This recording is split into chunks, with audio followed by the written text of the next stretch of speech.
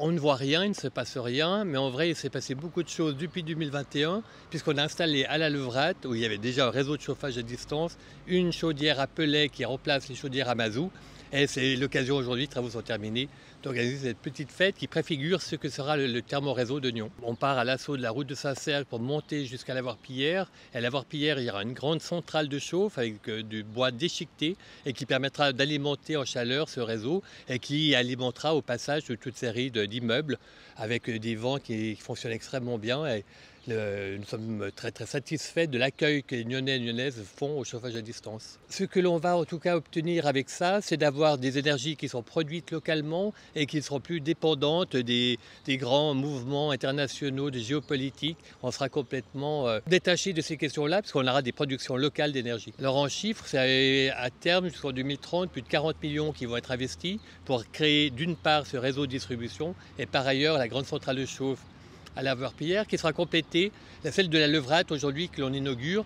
Elle sera une de ces productions de chaleur sur l'ensemble du réseau que l'on pourra activer en cas de besoin. Ici à Levrate, c'est du pellet parce qu'on a dû récupérer des locaux existants dans lesquels il y avait les chaudières à mazout. À la Voire-Pillière, ce sera du bois déchiqueté. Et puis on examine en ce moment, on va déposer un préavis au mois de juin devant le conseil communal pour examiner faire l'inventaire de toutes les ressources d'énergie locales, renouvelables que l'on a, de telle manière à en déterminer le coût et puis de choisir pour les années qui viennent où seront mis nos accents pour compléter le chauffage actuel. Effectivement, la ville de Nyon est partenaire pour 25% de la société Énergéo qui fait des explorations des sous-sols, mais aussi qui a réalisé à Vinzelles un forage en espérant trouver de l'eau à 80 degrés à 2300 mètres. Finalement, on a trouvé de l'eau à 1600 mètres de profondeur à une température de 30 degrés.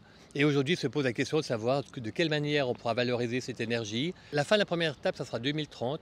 En 2030, la centrale de chauffe sera déjà depuis quelques années à la Voire-Pillière en fonction. Le réseau, le premier périmètre du réseau sera terminé. On aura dépensé les 44 millions et puis on sera dans la phase de prolonger ces réseaux et de faire que chaque quartier avec ses particularités de cette ville, chaque secteur de la ville ait une possibilité d'avoir une énergie renouvelable et sans carbone, où qu'elle soit, que ce soit dans la vieille ville, dans les zones villas, mais avec des solutions qui seront évidemment différentes.